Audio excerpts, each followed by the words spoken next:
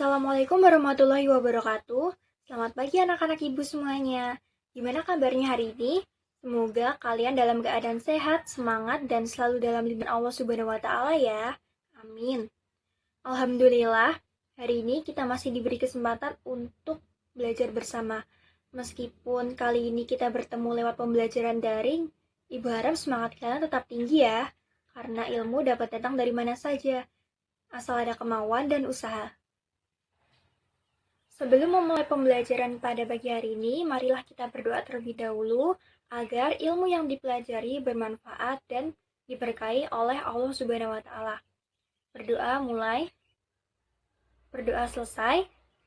Nah, karena pembelajaran hari ini dilaksanakan secara daring, jangan lupa setelah menonton video ini, tuliskan nama lengkap dan kelas kalian di kolom komentar sebagai bukti kehadiran ya, karena itu penting untuk pendataan kehadiran kalian dalam pembelajaran hari ini.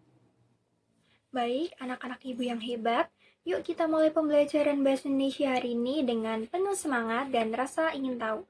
Tapi sebelum masuk ke materi, yuk kita gerak dulu sebentar, supaya tubuh lebih siap dan pikiran makin fokus. Ikutin ibu ya. Melihat, mendengar, mengingat, fokus. Nah, pasti kalian sudah makin semangat dan siap untuk belajar. Ingat, anak-anak yang hebat itu bukan yang paling cepat, tapi yang paling tekun dan konsisten. Yuk, siapkan buku catatan kalian, pastikan posisi duduk yang nyaman, dan mari mulai belajar dengan hati yang senang. Sebelum memasuki materi baru hari ini, yuk kita flashback sebentar. Adakah yang masih ingat terakhir kali kalian belajar mengenai apa?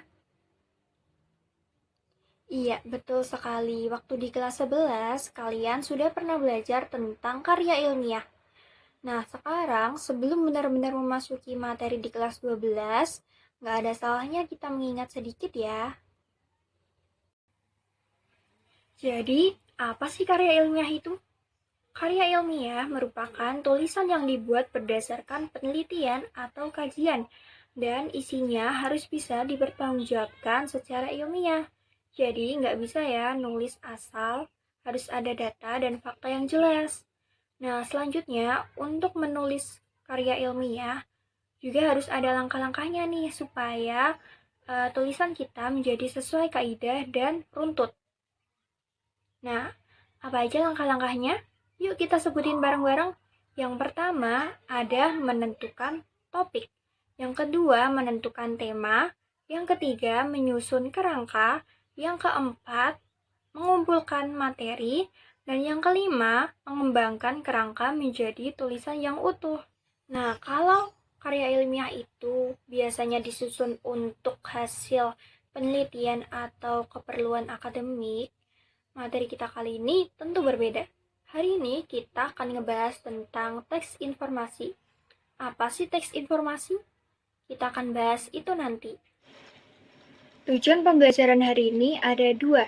Yang pertama, mencermati informasi tentang tokoh, dan yang kedua, mencari informasi dari ensiklopedia.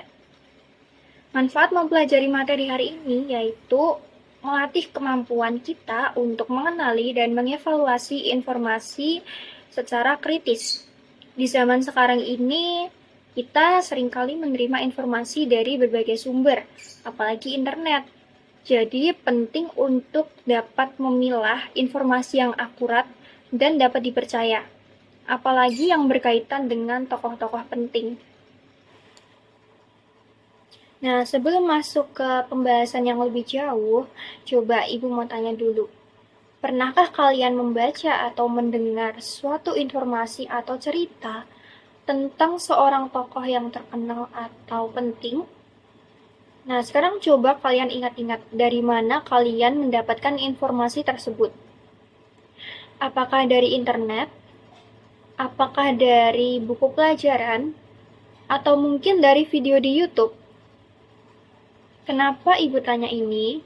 Karena setiap informasi yang kita terima perlu kita sikapi dengan cermat. Nggak semua informasi yang beredar itu lengkap atau benar loh. Maka hari ini kita akan belajar gimana caranya mencari dan mencermati informasi tentang tokoh dari sumber yang bisa dipercaya. Secara sederhana, informasi adalah kumpulan data atau fakta yang sudah diolah, sehingga bisa memberi makna dan mudah dipahami oleh orang lain. Sebagai contoh, misalnya, kalau kalian hanya tahu bahwa angka 2 Mei 1889 itu cuma data, tapi saat kalian tahu bahwa ternyata angka tersebut merupakan tanggal lahir Ki Hajar Dewantoro dan beliau merupakan pelopor pendidikan di Indonesia, itu baru yang bisa disebut sebagai informasi. Tujuan informasi adalah untuk menyampaikan pengetahuan secara objektif dan jelas, sehingga penerima informasi dapat memahami sesuatu dengan lebih baik dan mampu mengambil keputusan berdasarkan fakta. Kemudian untuk fungsi informasi juga ada beberapa, di antaranya bisa menambah wawasan, bisa sebagai bahan untuk membuat laporan, bisa untuk mengurangi ketidakpastian, bisa untuk menghibur, mempengaruhi, dan bahkan menyatukan pandangan jika disampaikan dengan tepat. Jenis informasi yang pertama ada informasi primer. Informasi ini berasal langsung dari sumber pertama, misalnya dari penulis aslinya, penemu, atau hasil penelitian sendiri. Jadi informasinya masih asli dan belum diolah orang lain. Yang kedua, ada informasi sekunder. Informasi ini berasal dari sumber kedua yang mengutip informasi primer. Contohnya seperti artikel atau buku yang membahas ulang penelitian orang lain. Dan yang ketiga, ada informasi tersier. Informasi ini lebih kepada kumpulan dari informasi primer dan sekunder. Informasi ini biasa ditemukan di ensiklopedia, kamus, atau katalog. Selanjutnya, jenis-jenis teks informasi tentang tokoh. Yang pertama, teks biografi. Teks ini biasanya berisi kisah hidup seseorang dari masa kecil hingga masa pencapaiannya. Teks ini ditulis oleh orang lain dan bertujuan untuk menginspirasi. Yang kedua, artikel tokoh.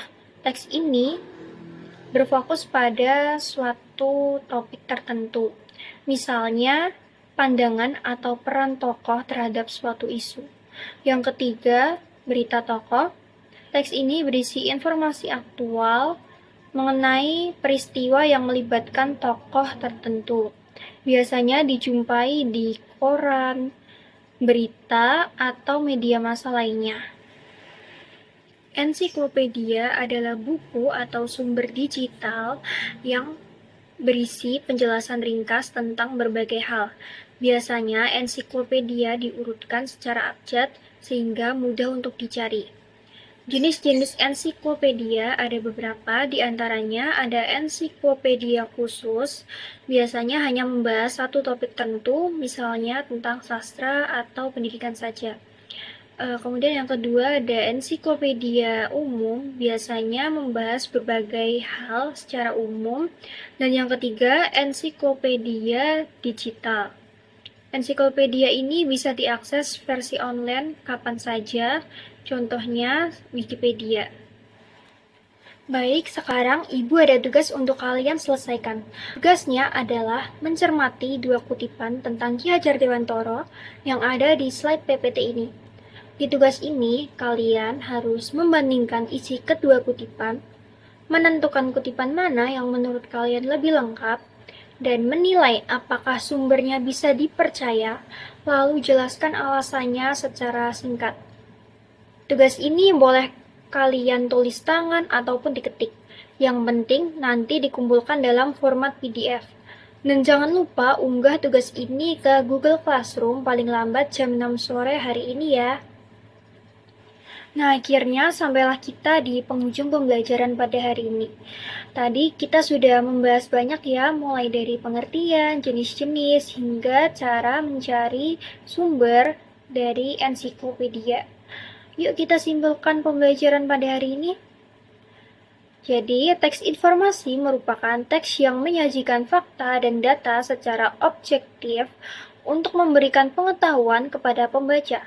Salah satu bentuk teks informasi yang sering ditemui adalah teks yang membahas tentang tokoh, baik dalam bentuk biografi, artikel, maupun berita. Informasi tentang tokoh dapat diperoleh dari berbagai sumber, termasuk ensiklopedia yang menyajikan data secara ringkas, terstruktur, dan terpercaya. Baik, Ibu ada satu tugas lagi yang harus kalian kerjakan di rumah, tapi tenang karena yang ini deadline-nya cukup lama. Jadi yang pertama nanti kalian harus membentuk kelompok yang terdiri dari 4 orang, bebas mau milih sendiri atau urut absen, terserah, yang penting anggotanya 4. Setelah membentuk kelompok, nanti kalian cari satu tokoh yang akan kalian bahas. Selanjutnya, cari informasi tentang tokoh tersebut dari 2 sumber ensiklopedia yang berbeda, bisa dari buku cetak atau ensiklopedia digital. Kemudian, bandingkan isi informasinya dan susun dalam infografik menggunakan Canva. Setelah itu, kumpulkan hasilnya di Google Classroom paling lambat tanggal 8 Mei. Dan jangan lupa, infografik ini akan dipresentasikan pada saat pertemuan tatap muka minggu depan. Jadi, pastikan kalian benar-benar memahami isi materi yang kalian buat ya. Baik, sebelum Ibu akhiri pembelajaran hari ini, Ibu ingin memberi sedikit gambaran tentang materi yang akan kita bahas pada minggu depan. Masih berkaitan dengan teks informasi, minggu depan kita akan belajar 3 hal. Yang pertama, menggunakan kata-kata khusus dalam teks informasi. Yang kedua, menimbang informasi yang valid. Dan memahami tata aksara atau ejaan di dalam kalimat. Baik, itu dulu pembelajaran kita hari ini. Terima kasih sudah menyimak video ini dengan baik dari awal sampai akhir. Semoga materi yang kita pelajari hari ini bisa bermanfaat dan menambah wawasan kalian. Jangan lupa kerjakan tugasnya tepat waktu ya. Dan kalau ada yang ingin ditanyakan, silakan tulis di kolom komentar atau hubungi Ibu lewat grup WhatsApp ya. Sekarang, mari kita akhiri pembelajaran hari ini dengan mengucap hamdalah. Alhamdulillahirabbil alamin. Sampai jumpa di pertemuan berikutnya. Tetap semangat dan jaga kesehatan. Wassalamualaikum warahmatullahi wabarakatuh.